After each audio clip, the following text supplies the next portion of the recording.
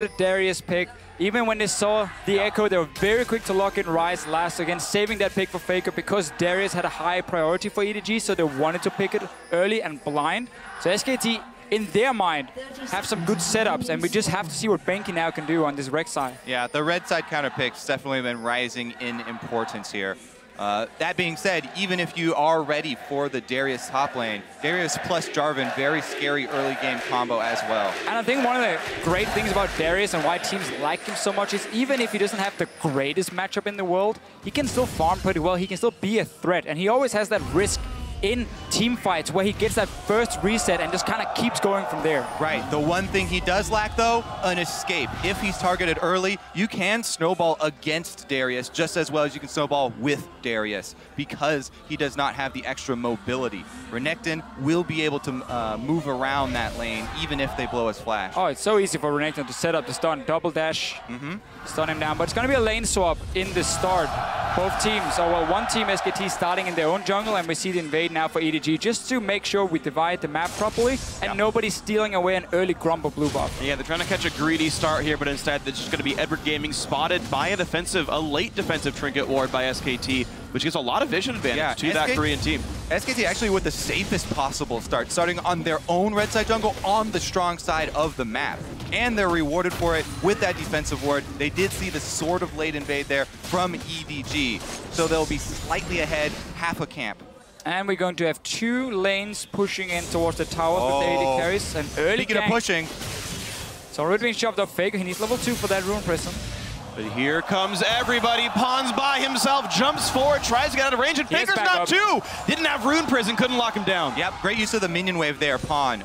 Even though shoving up exposes you, early on, the damage coming from the ranged minions especially is tremendous, and Faker could not continue the chase there, even with the rest of his team coming out of the river. It's always so key, though, which side you're standing at in this mid lane when we have these early lane swaps, 4 members showing on top side. Well, of course, you're just going to bounce down towards the bottom, and they're never going to chase you and like blindly face check into someone. This is something that Pawn does so well for his team. I mean, even we just talked about his team was a little bit behind because of sort of late invade. By drawing the rest of SKT out of the jungle to try and gank mid, he bought them a bit of time to catch up here, and SKT have been double jungling, and they've cleared out almost everything. But this is very much the standard Western lane swap in so many ways. The only change we normally see is the top laner come in and take down tower. SKT is doing it, EDG is not. They continue to double jungle, so they're they're slightly behind in tower damage. But this is an adaptation from the Asian teams. It's no longer that freeze with your top laner and play a very slow lane swap. It's fast-paced. You want to get down that early tower and then swap the lanes around. And bottom lane right now, though, even though it hasn't gotten any help at all, is down to 626 health, so not much worse off. Yeah. Mako making good use of the Spell Thieves early by there. Let's see if they transition into the Dragon. They've started it already. Pawn burns his first teleport, getting a second Doran's Ring, so he's going to be using that to help keep this lane afloat. Top lane turret's already gone. SKT have built the freeze, but a Dragon will come through for Edward Gaming. So I'm normally never a fan of taking a Dragon this early in a lane swap because I think the tempo of which you can now swap back really gets slowed down so much.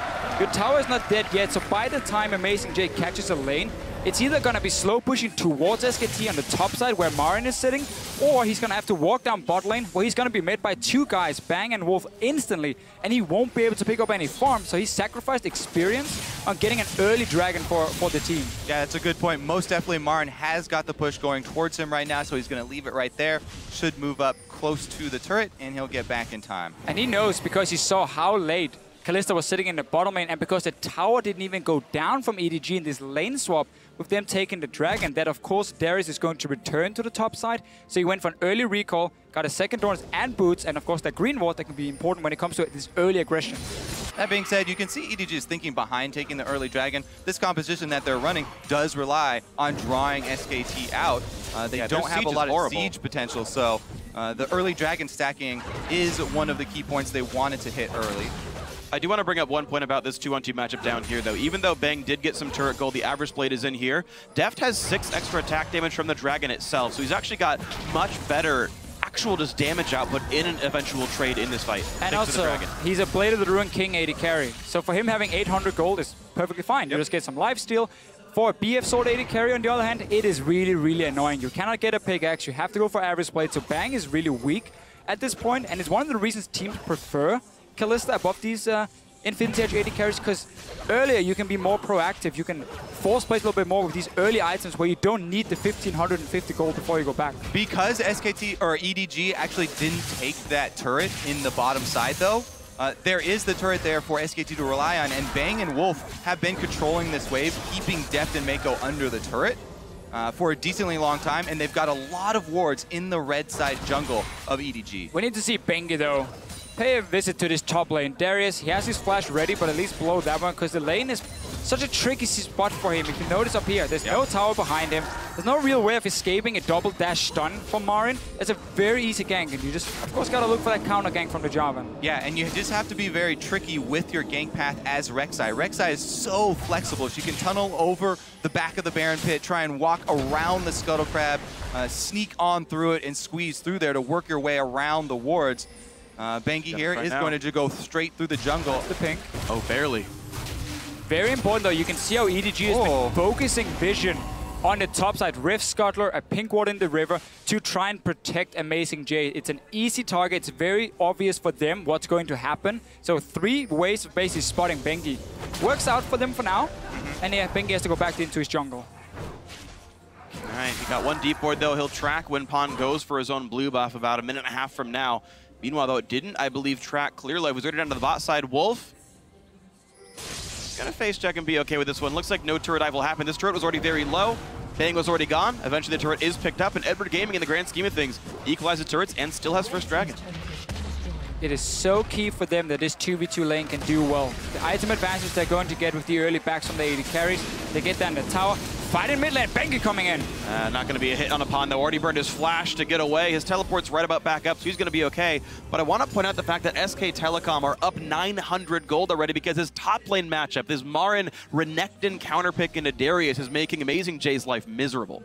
It will get a little bit better because there's a cannon minion double wave right there, but you're right, it's still going to be a significant advantage. And this is what we talked about with taking this early dragon. Instead, you could have Amazing J sitting in the bottom lane when the tower goes down, so he gets the gold for it, and the wave bouncing back comes to him, so he picks up experience. But no, they move him in towards the dragon, takes and then force himself to go top lane in a wave pushing away from him. It all depends on how much you're willing to pay for the early dragon stacking, though, because it is important. A lot for now. Yeah, it is important to them.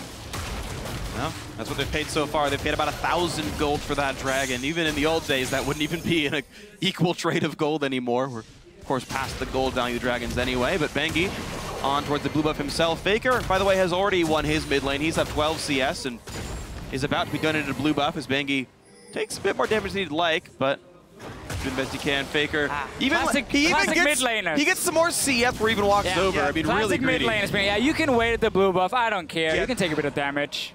That's definitely triggered me right now. Like, Are you tilted, Kobe? If the mid laner doesn't come over by the time you get the blue buff down, then it's fair game to take it. You just always start the buff right when I recall. That's how you make sure you get your own blue buffs. Just Faker, try to though, pick awkward timing. Yeah, I would never, ever take a blue buff from Faker. I would die at the blue buff before I took it from Faker. What if he was playing Yasuo? Because Faker is the late game carry for this team. He's had such a good start on Rise. He's already got both the components for the stacking mana items on Rise, and he's controlling his lane. There's just so much power in the mid lane here for SKT, and they've also been able to ward up around the mid lane for him. Yeah, Echo got locked in blind. I was like, hey, you know, so many good matchups, can farm against it, just a few bad ones, and Faker is instantly ready with one of them. He's saying himself he can play all the champions in the game. He knows almost every single matchup, and once again, he's showing that he has a massive champion pool. Whoop. Oh, I just missed the Q, though. Faker missed a skill shot on a minion. Well, ignore everything I just said. Yeah. Faker confirmed to be human at least, or the robot's been calibrated badly. We're seeing Clearlife look for a play there. Mako also hiding behind the Fog of War. They're looking to make a play. There's no turret down there, and Rek'Sai just used ulti, so Bengi can't join in if something goes awry. Both top laners are full health with teleports as well. You can already see Pawn going to farm Race, so I don't think they're actually going to try and press this. Ooh, spotted on a ward now. EDG instead are going to make the play for Dragon. That was the, looks like the ultimate goal, but they're facing so many wards. SK Telecom just put those down. That was Bengi, who just got a ton of wards over this Dragon area. And this is the main problem with giving up too much gold for the early dragon. It becomes really hard, even though you have the first one and you want to start stacking them, you can get up to 5 quicker. You don't have the gold to fight the consecutive dragon fights. Exactly. The thing about dragon is it looks great to get 1, you get 2, you get 3. You're like, yeah, we're all happy we got some buffs, but they're not worth that much compared to getting a tower, extra farm, experience on maybe your top laner. So it becomes so much more difficult for you to get those 5 dragons. Faker. Well, shield comes up for Pond. They're going to go for the play. There's the jump in, and oh, man! It took him 11 minutes, but Edward Gaming first bloods Faker. That will make taking the second dragon a bit easier. It helps. A lot of wards though from SKT towards this bottom side. They have pinks in the river. They had 1 on the other side, and yet Faker in the end gets caught up because the roam coming up from Mako, joining with Clearlove. These 2 guys together, they're going to shut down SKT, or at least going to try. Marin's so far, it's a heading good down, start. and Faker has teleport when he revives in 5 seconds. There's wards right on EDG. They're not going to give this one up. Amazing Jay's going to have to join the team, I think. There's the ulti in for Wolf. TP in, but down goes the support. Edward Gaming 2-0 to start, but now Clearlove gets attacked. That's a trade kill back in Pond. Now stuck on top of the dragon. Faker gets his first kill of the game, and then still trades back and forth, but EDG are routed. 3 dead so far. The dunk, it's going to make Bang bleed to death. He's not going to survive it, but SKT gets more kills and they get the dragon. Woo, they're able to stop the stacking. What a call there from SKT. Able to clean it up and pressure down bottom as well. Dragon achieved plus bottom lane turret pressure. Oh, they might even get deft here. Faker's going to cut him off. You want some farm. All right, the 2 solo laners. Here comes the teleport from Amazing Jay. No, it's going to be Pond, but Deft's already dead. Marin has Aga, but he's not taking any damage. Pond tries to set up the stun. He will not catch Faker thanks to the flash. A bit of damage on a Marin, but can he really do much more than this one? Down to 400, but out they go. SKT 5-4. It's a delayed ace. And another great thing here with Faker's Rise pick is against the Kalista who wants to jump around and kite you. You snare her instantly, you chain the CC with the rest of your team. But that dragon fight, that was one big Renekton who joined in all of a sudden. All right, so let's take a look at the prep for this. Faker just comes alive. He comes off of the death timer, starts channeling the teleport, and SKT will have all 5 members here. Look at Marin, straight to the back line. They take down Clearlove first. This front line here for SKT is going to be so massive in this game. Bengi does go down in the end, but he's already done his job. And of course, a full HP Faker, ready to clean up and bang with the potion. And sadly, Doran's Blade lifesteal is not enough. The mid lane teleport, so underestimated. You have to not only worry about the side lane early ganks of it, but also the respawn timer for Faker. Perfect time in there, able to come right into the middle of the dragon fight. And SKT swing right back into this one. If it looked bad for Amazing Jay before, after being sacrificed by his own team's greed for that first dragon, Marin just picked up some kills as well. He has a Tiamat completed. He can continue to just instant shove the wave, and then he can now start roaming from his top side in towards the mid lane, around the blue buff of EDG, and suddenly that jungle no longer belongs to EDG. It's all gonna be SKT's, and that means this mid tower is suddenly very open, or you just dive whoever's sitting there defending. Yeah, it's looking for SKT. Unfortunately for Amazing Jay, it was his fault. He teleported so late into the dragon. I don't know if they didn't have wards, but he joined in after SKT had already started that fight. He's gonna have to reap what he's sown now. Blue buff steal for Faker. He's feeling good about this one, but it will be a trade. Edward Gaming will get one for Pond. Let's see what kind of deep wards they can get down to. EDG, they do have them inside the blue buff, but SKT pressing mid right now. 4 members on this turret might even be enough to get it. It looks like Mako and Clearlove not gonna arrive in time. EDG respecting the fact that also a Renekton can just come in from the side and don't want to risk anything. No TP for Amazing Jay. He's kind of stuck there with this wave, and slowly when you're always forced to just catch the big waves coming down to you, you're never going to be proactive because you're always waiting for this wave to hit around your tower, and then you farm it and they can see you sitting there. They know you're going to be there to pick up the farm, and SKT can then always make the first move, or at least just pressure EDG so much they have to back away from objectives and give them up for free. Ooh, I actually like this here. Marin looks like he may be going for Spirit Visions for a second item, because for EDG's side, they've got the tank Jarvan, reducing a lot of the attack damage threat that they're going to have. And if Marin does get magic resist, then he'll be able to keep Pawn off of Faker, and that's really the only threat to SKT taking down SKT's carries for the late game. Yeah, plenty of healing on the kid as well. Mechanically, it's going to be essentially the same as bonus health. And here we go, looking for the attempt on Faker, but Marin not going to find much. Bounces off a minion, and Faker's fine, just pressing R for the move speed. Yeah, Mako, you don't want to hit the minions here, so you get shot back to your auto attack range after the Fate's call. In case you wanted to get in range at least for Tibbers, but with Faker running back, I think it was safer just to say, you know what, let's not blow an ulti. And just back away. They didn't know where the rest of SKT were in the map other than just Marin sitting up in that top lane. Well, 2 minutes to go until Dragon respawns. Marin will easily have his teleport. Faker is going to have his too. Double teleport, of course, for both these teams right now. It's been SK Telecom done a better job at using them. And for EDG right now, they really want to use this Echo here to try and move him to one of the side lanes. Let him become a bit of a split pushing threat if he can. Maybe find Bang and jump onto him. The problem is he's also the main wave clear for this lineup. So if he leaves the mid lane, it's so easy for Faker just to push it down instantly. It's easy for Marin to push down the top lane. And again, the top side of the map just belongs to SK Telecom.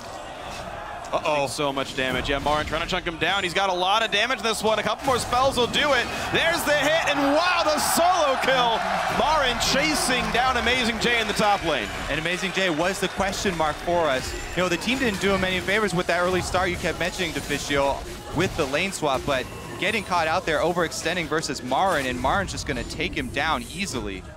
He's getting turret pressure now as well. Of course, Tiamat Double Doran's Blade is not exactly a low amount of attack damage, so 172 on him, knocking this down quickly. Yeah, we mentioned so many times, these teams that do not take the wave clear have to be a lot more careful with getting behind in the early game, because if you are behind, then you give up a lot of the tower gold very quickly.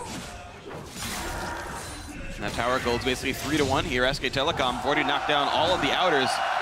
Dragons up in 30 seconds, and SKT are not far away from getting number 2.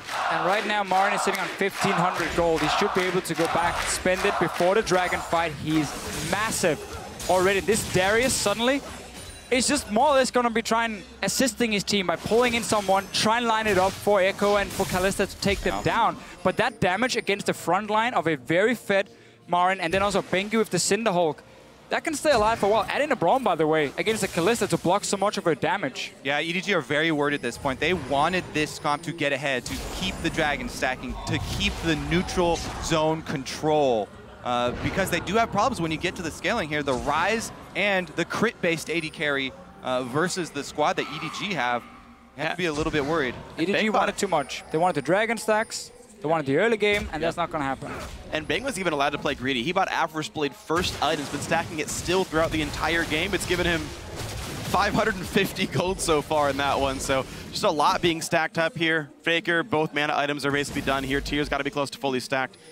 Seraph's Embrace likely to be the next combine there from that needlessly large rod. And with Dragon up, SKT already leading by almost 5,000 gold, and Edward Gaming going to try to defend, but that seems unlikely. Yeah, you can even wait for Marin just to poke Amazing J a bit more. We see it, he constantly goes in, he can just sustain back with his Hydra, and suddenly now, if a fight breaks out, it's a 50% HP Amazing J coming in with just a Black Cleaver. That's 1 or 2 hits and he's down. Yep, Marin with his original top lane bully, Renekton, bringing back the old flavor. We wondered if the teams were going to show anything. SKT on the red side here really showed some very, very smart picks, and maybe EDG getting punished for showing Darius so early in the draft, really putting a lot of priority for Amazing J on it. He's played it every single game here at Worlds, but it allowed SKT to suddenly not have to blind pick a safe mid laner, but get a counter pick for Faker and a counter pick for Marin. And it all worked well. Every single person been able to do just fine from SK Telecom T1. Whoa. This is actually a risky invade here because Bengi doesn't quite have Faker close enough. Yeah. It was just looking to bluff him off of that red buff. Yeah. All is well, all is well. Def gets the red buff himself. He's got Blade of the Ruin King done already. Level 11, but no Hurricane in, so that second item really quite important for Kalista in the real team fights here. SKT, of course, already got the Dragon pretty easily, so it's back to doing whatever they want. Yeah. I am going to keep my eye on EDG's use of True Sight, though, because they have been one of the best teams as far as pink ward droppage and upgrading their sweepers fairly early. They really do need to start clearing out some of these SKT wards that have crept into their jungle. They've got defensive wards up, but the True Sight is going to be key if they want to try and make a comeback. Yeah, simply just been pushed so far back on the map ever since the early game where Marin got that big lead. They got a kill on Faker in the middle, and that's been about it when it comes to the aggressive plays from EDG, because there's not been any openings, and they constantly have to worry about Marin, and he's not getting to the point where he's going to get outscaled or anything. I mean, Renekton's late game is not the greatest, but he just becomes a massive tank then. Yeah, it's interesting though. He went for such an aggressive build. He was building to continue the split push power, right? Go in and finish the Ravenous Hydra instead of going back for an armor item or getting some more durability. He's trying to push Amazing J out of the lane. Now he builds a Giant's Belt, but really trying to knock that side of the map down. Speaking of Faker on this rise, who had such a good early start, besides that one death, he is almost done stacking his tier. Only 100 mana left on that, and only 2 stacks left on the Rod of Ages. So his damage is through the roof. In the next 2 minutes, it's going to be there. And I like this move here from SK Telecom. Take the split, push it down to the there it is! Flash and Death with the Rune Prison. Oh, the Q lands, and that's going to be the kill. Ult not needed. Faker picks up the 7th kill of the game for SK Telecom T1, and just like that, they run towards Baron. And Wolf gonna make it count there. If it wasn't for Braum jumping in and landing that Winter's Bite, they wouldn't have been able to finish it. Baiting it. Baron bait. Hiding around the corner. Look how he's throwing spells in there, so they think he's doing it. Well, also he's trying to charge up. The passive. It both works. We like it. We take it. No ulti, does have flash, wasn't able to use it to stop anyone out there. Unfortunately, burned the cooldown during the kill onto Deft, and SK Telecom T1, by going for the bait, get nothing off of that kill. He's going to respawn and all will be well. A small raptor right there. Okay, that's valuable in some kind. But what is EDG going to do, really? Because once they send down someone to stop Marin on the bottom side, he's just going to go straight into your face and poke you down to 50% again. And then SKT can even start baiting around Baron, and then have the advantage of a stronger top laner coming in. That's why we keep highlighting how snowbally these 4 teleport games are, because the team that gets the advantage is the one who can utilize that cross-map play. The team that's behind, even if you answer it, you're outmanned and you're outgunned because there's too much gold on SKT's side. Well, everyone except for the top lane is at least keeping close in farm, but the problem is SK Telecom up 2 turrets, up the Dragon, and up about 83 CS, and the Marin versus Amazing J matchup are getting farther and farther and farther ahead. Han has yet to find any meaningful stunts with the W, but here comes the teleport flank coming in. It's going to be a home guard of Renekton. They cancel the call. Faker didn't want to use his teleport as well, apparently. So they are going to let them retreat to the turret. So that does buy a little bit of time now for EDG, because it is Marin that is so insanely strong. He's the guy you want to have on the bottom side of the map split pushing, where even if he does get ganked by 2 or 3 guys, he can often escape with double dash, and you can then go for Baron. But EDG still needs to understand that this can happen, but they're so far back on map. So, you know what, EDG, they said to themselves, guys, we get a small break here, teleport is down, and SKT's like, well, no, we're just going to take Baron. Marin is running interference here, keeping everybody from even getting close to the Baron, and SKT easily going to burn that down. Perfectly done. They kept vision control for the last minute and a half straight after that previous bait. They let no wards go back in. They stayed on that side of the map, and they knew it was blacked out. Ever Gaming too good to face check. Give it away. And everything we see right here is simply just something that started at like minute 5 of this game, with the decisions that were made early on in the lane swap from EDG. Also, again, with the pick and ban phase where they showed that Darius early, Ryze suddenly became such a fantastic pick. 1 against Echo, 2 against the Kalista as well. And Faker have managed to just do his job. It's been more about, of course, what the Renekton can do, but he was also in that massive advantage. Yeah, Marin's got to be the MVP for this game. He was set up for success by SKT, but man, the captain of the team, he's on Renekton right now with the huge peak in power. Adding the Sterix plus the regen from the Hydra here, he's going to be... It poses such a difficult question for the enemy team. If you try and take him down and pour damage into him, he only deals more to you, plus he's going to be life-stealing for a tremendous amount. And if you ignore him, he's so fed right now that he's going to rip you apart either way. So, yeah. Catch 22 there, very difficult to deal with. Going to be nearly impossible to deal with Marin here. Going to see if they can find a fight without him. His teleport is still down, and Clearlove trading blows with Bengi, close to equal on both sides. Cinderhulk for both these junglers, despite the warrior buffs in the recent patches. Seems like being a full tank is what they want. Bang pop the ulti to look for depth, but nice easy hop over the wall and nothing picked up there except the Wolfcam. By the way, notice that he did go for the Ravenous Hydra rather than a Titanic, even though he's Renekton, who gets extra health, and he's built extra health items on top of that, really valuing the lifesteal to stay in the fight. Well, it's a specific mechanic on the item. Ravenous Hydra is actually an activatable spell, whereas Titanic is an on next hit, so it doesn't break the W animation, which is so common for high-level Renekton players there. You pop it after the W. Of course, uncontestable. SKT just completely owns the map. Edward Gaming have shut down. They have no way to get back in the map and stop what SKT is doing. It's slow and steady for SKT right here. It's been the same when they faced H2K. They never really went over aggressive. When they had the lead, they knew how to play it out, and there's just so little room for EDG to make any kinds of comebacks. Yep, Bang here with a couple of Baroned up minions going to take it down. I have to say though, Freak, it does go both ways since the Titanic has on hit and W counts as multiple hits. Yeah. You get multiple actives there. So I really do think the difference is in the lifesteal factor.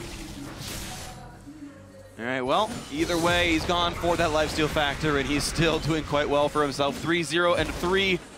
The only Death member on his team, in fact. Marin sees that his top lane turret went down. He's angry and kills the minions for it, but still. It's Edward Gaming at best getting trades, but still losing and losing and losing in Dragons. Exactly. So for SKT, no rush yet. Not at all, really, with the Rise. Coming in for the late game. Already fully stacked on tier. Rod of Ages. It is heaven right now for SK Telecom. There's only one outer turret left in the mid lane. And only really the Echo as the wave clear on the side of EDG. You can go for a dive if you want. On SK Telecom side, it's not really much of a threat too. Yeah, I mean, well-prepared game by SKT, but really well executed as well. I mean, we always mention shot calling and briefly sort of gloss over it. It looks like Bengi here kind of work on some true sight, and Faker goes in. Finds Clearlove and a ton of damage right away. They try to burst him back out, but Faker's totally safe. Clearlove running away as fast as he can, but it's not good for Pond in the mid lane. He's getting a lot of damage on him. A knockup comes back through thanks to Maka, but look how little damage Marin is taking. The Echo finally falls. It's a 1-0. SKT had to work for it. No, 2, as Clearlove followed well. Still win the fight though. That was the engage from EDG. They can do with the Annie, with the Kalista, but they just have no damage at this point. SK Telecom pushing it out 2 lanes. Faker decided to say, you want to jump me? I'm just going to go down to the bottom lane and start farming. Yeah, I was going to, start filling there with some explanations behind shot calling and try to elaborate, but SKT keep up the pressure here. They don't let you breathe for a second. There was an outer turret left staying that they wanted to claim first. So it's interesting how defensive SKT are playing this game, but first, let's take a look at that fight. Well, we get the hard engage. It's what EDG basically have to do. They think they can catch out Faker, but he has the shield. He can flash out from this one, and then the movement speed to just run away, and the rest of SKTs come in. Marin is still such a monster in the backline. Yeah. And there's no damage to take him down. Exactly. That's the full tank Jarvan that we mentioned earlier. Even though they're able to get the combo of Annie and him, locking up Faker, they stunned him, chained it into the knockup. There's just no damage to follow it up. So I wanted to bring up something really briefly around the defensive play of SKT, right? They're taking a long time to kill the turrets. They're not really diving anything too crazily. Bang not only went 3rd item Quicksilver Sash, but he's actually maxing Spell Shield 2nd. He's already got 5 points on that on the Sivir, leaving Ricochet alone. That's actually very uncommon as far as Sivir builds go, but it basically guarantees he's not going to get caught out by the Darius. He can Spell Shield a lot of his spells and not get killed in the back line. You're in a situation where being more defensive in terms of your items and in terms of your skills is even better, because again, there's just no way for EDG then to kill you, even if you do play a little bit over-aggressive. And it's just so good for SK Telecom in this situation. They can already now basically start looking at what went so well in this game, because they're obviously going to face EDG one more time in this group, and they want to make sure they can 2-0 them now so they get that #1 seed. Because this performance here, it was a very, very smart pick and ban phase. And I think EDG made some clear mistakes. We've highlighted them a few times. We're showing picks early, and then this early dragon is just the wrong call. You can never do it. Yeah, it's that dragon call that we just have to keep revisiting, because that was the breaking point there. They were a little lackadaisical getting down to the dragon after killing Faker and opening up the option there to keep the chain going. But that's, again, why we praise the good shot calling so often. It's because it's the ability to quickly assess the game state and make a choice based on the probability of success of the play, weighted by the net gain that you'll get from that play. At Season 4 Worlds, Samsung White came in as a team. They had, so many different things they put in. They tried to change the meta. It was for the better. They had so many smart calls. One of the things they did so well was value experience over buffs or gold or whatever in lane swaps in the early game. So by taking early dragon, it might look fancy on paper. Hey, we got some more AD, some AP coming in. But when you're falling behind in experience, it just starts a small effect where suddenly you fall further and further behind. It becomes harder and harder for you to do anything. SK Telecom, of course, knowing that, just executed really, really well, and then use this Renekton to just constantly go aggressive. Yeah, you always have to keep that opportunity cost in mind. That's why a lot of North American teams as well have been deprioritizing rushing for the early dragons. Oh, close one there. Amazing J nearly pulls in Bengi. He didn't have a lot of support near him. It would have been a bit of an effort, but here comes the push back in. Mako in the front lines will get pulled back, but now Pawn is alone in front of the enemy team. He's going to ult to run away. Marin still tanking up in the front line. Shield. Amazing J now the sole tank in this one, and it's a little bit of knockouts coming through. Faker not getting attacked. Big shields, but he's going to go down. Deft is still alive in the background, and Bengi's going to be next, but there's still damage coming through from Marin. Pawn will drop down, and it's a 2-for-1. The chase can continue. Marin's not far. He smells blood. Yeah, he's got no flash, though, and chasing a Callista, very frustrating. There's a Doesn't want minion to wave get coming. guided. EE into Q. Summoning he'll use for the movement speed. Deft will get away, but it's a 3-to-1 fight again for SKT. That looked so good in the start for EDG. Almost looked like the perfect fight to get back. We saw a massive Echo ult into the back line, into an Hourglass, a lot of damage coming down, and yet they simply cannot take down We'll see it. the remaining members. So 3 guys on it now. Faker has TP in 3 seconds. Bengi has his ulti as well. Yeah, good call to just grab the vision from the Scuttle Crab there first, not take the risk. SKT are in the position where they continue stacking dragons. This will be number 4. And it should be a fairly trivial task for them to complete it. No vision. No for recall EDG. for you, Dev. EDG should not go face check it. I'm just going to clear the waves. Bengi feels safe while tunneling around the map. No one's touching his Rek'Sai, certainly, and all's going to be well as SK Telecom T1 makes their way down to the bottom side of the river, and there's a dragon waiting. Oh. Number 4. For SK Telecom, no threat and no real way for EDG to like rush a Baron and maybe try and trade it. There's already wards on that side, and for them to move that far out is so risky. Let's see the fight again, though. So they're checking in because they want to see if Baron has been taken, and this fighting in a choke point at first. Look at the Echo going in as a stun first. I thought it was the ulti, but he actually jumps out with that. But he goes in with the stun and buys time for at least Deft to deal some damage.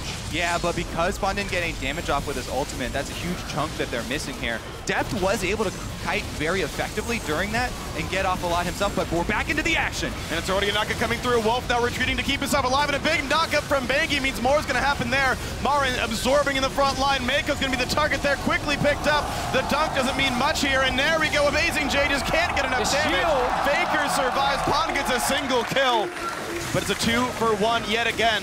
Pawn on the run, getting away from Bengi. Even though Deft and Pawn survived, both of them extremely low, and they just have to go back. Well, Pawn will get himself a shield. That'll block some more damage, but Baron Nashor has gone down. No smite needed. SKT with more global objectives, and vroom! Here comes Bengi. That's your water ski noise? He's still running. Summoner TP will be enough. They won't see him in time. The Q doesn't root. Pawn's okay. Yeah, his Q was going to hit, though. It was. 2 points for accuracy. It did miss. Does that really count as accuracy? Is it a dodge? Or I guess it's a dodge more than a miss. Fair enough. I yield, Freak. I have to say, though, this game has not been about Faker. No. This entire, I mean, aside from the game against Bangkok Titans, which is a fun one, none of these games have been about Faker. They've been about Marin almost exclusively here. Game 1 is Fiora. Won them the game against H2K. Game 3 now is Renekton is honestly winning the game against Edward Gaming. And team play, right? Yeah, Marin, absolutely. Yeah, exactly. I think it's well-executed lane swap from SK Telecom, and then the fact we are in a meta where top lane can get out of control so easily, just a small advantage is enough to get him rolling. And when he has this pick with the Renekton who can always jump on a low mobility Darius, it's so easy for him to just push the advantage over and over. And Sivir buffing them up, they're going in. And here they go. Dev's going to get cleansed, but it's not going to be nearly enough. Faker picks up the kill. Mako's next easily. And there's really not much that Amazing J's going to do on this one. Pawn pops Yuldi for a bit of damage. Zonia's to buy some time. But who even cares anymore? SK Telecom T1 barely take any damage as they ace Edward Gaming. It's just a formality now for the Nexus. That's going to do it. 3-0 start to the World Championship. SKT undaunted take down Edward Gaming. We had one big team fight where it looked like EDG maybe could come back. I even thought the Echo got into the backline with his ulti, but it was just him stunning him, so there was no damage, and that was really the story here for EDG. Once they fell behind, they never even had enough damage to kill the front line of SK Telecom, and it bought so much time for Faker and Bang to just safely sit there, and even Marin, of course, with this Renekton being a monster.